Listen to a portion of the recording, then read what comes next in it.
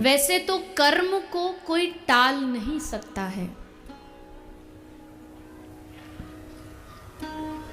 जो कर्म हमने किए हैं उसका परिणाम हमें हर हाल में भुगतना पड़ेगा।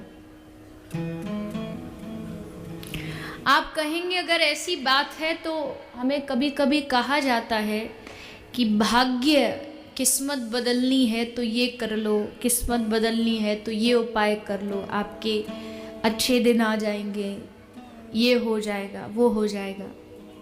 क्या ये सही है? या बहुत सारे लोग होंगे जो इस बात पर कहीं ना कहीं विश्वास करते होंगे कि किस्मत को बदला जा सकता है। लेकिन सबसे पहले जानना ये चाहिए कि आखिर किस्मत कहते किसको है? क्या है भाग्य? कैसे लिखा जाता है भाग्य?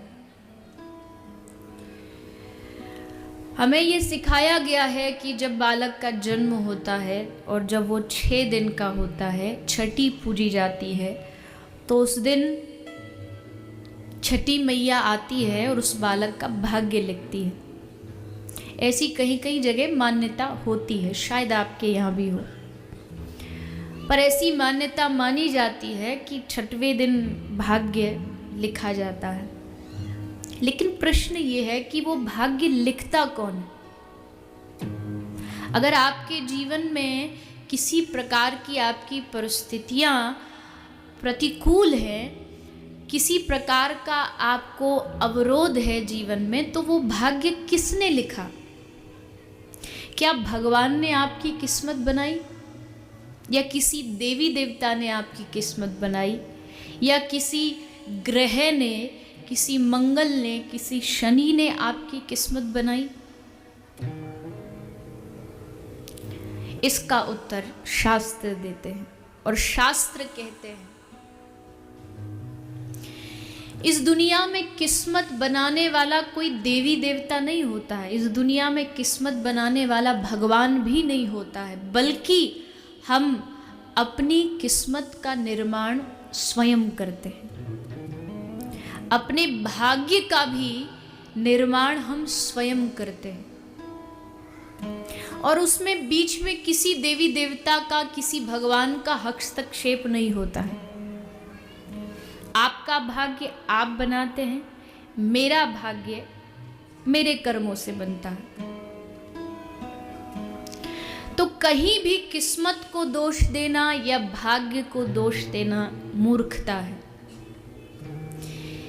यहाँ सब कुछ जो हो रहा है वो या तो हमारे इस जन्मों के कर्मों के फलस्वरूप हो रहा है, या हमने पूर्व काल में कोई ऐसे कर्म किए होंगे जिसका परिणाम अच्छा या बुरा हमें इस युग में, इस जन्म में प्राप्त होता है। किस्मत मतलब कर्मों का फल। उदाहरण के लिए आप खड़े हैं, ध्यान से समझिएगा, बहुत समझने वाली बात है, हल्के में ले लोगे तो ऊपर से निकल जाएगी। आप खड़े हैं और मैंने आपसे कहा कि अपना एक पैर उठाइए और उत्तर दिशा की ओर करिए। आपने पैर उठाया और उत्तर दिशा की ओर कर दिया।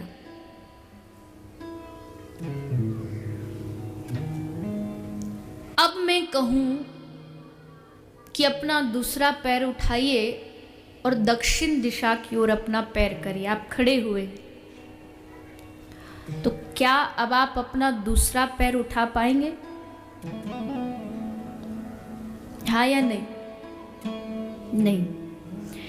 पहली बार जब आपसे कहा गया तो आपके पास निर्णय लेने का अधिकार था कि आप अपना दायां पैर उठाते हैं या बायां पैर उठाते हैं। पहली बार आपके पास निर्णय था, समय था, लेकिन जब आपने पैर उठा दिया उसके बाद अब निर्णय आपके हाथ में नहीं है, क्योंकि आप अपना पैर ऑलरेडी उठा चुके हैं।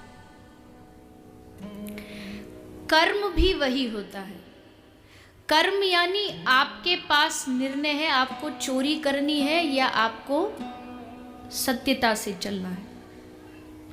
आप निर्णय करें, और आपने निर्णय कर लिया कि मुझे चोरी करनी है, आपने कर्म कर दिया। अब जो इसका परिणाम है, जो इसका फल है, वो अब किसके हाथ में? किसके हाथ में है? कर्म करना हमारे हाथ में है। चॉइस ऑफ डिसीजन जो होता है वो हमारे हाथ में है कि आपको अच्छा करना है या बुरा करना है। कर्म हमारे हाथ में है, लेकिन कर्म का फल किसके हाथ में है? भगवान के हाथ में। अब भगवान को भी कोई मौज तो चढ़ी नहीं कि आपने अच्छे कर्म किए फिर भी आपको गलत ही गलत दिए जाए। अगर कुछ दे रहे हैं भगवान, तो इसका मतलब है कि वो कहीं ना कहीं कर्म के परिणाम स्वरूप हमें प्राप्त हो रहा है। हमने कहीं उस कर्म को अपनाया होगा, जिसके कारण आज उसका परिणाम हमें भगवान के द्वारा मिल रहा है। बस परिणाम देना भगवान के हाथ में, बाकी सब कुछ हमारे हाथ में।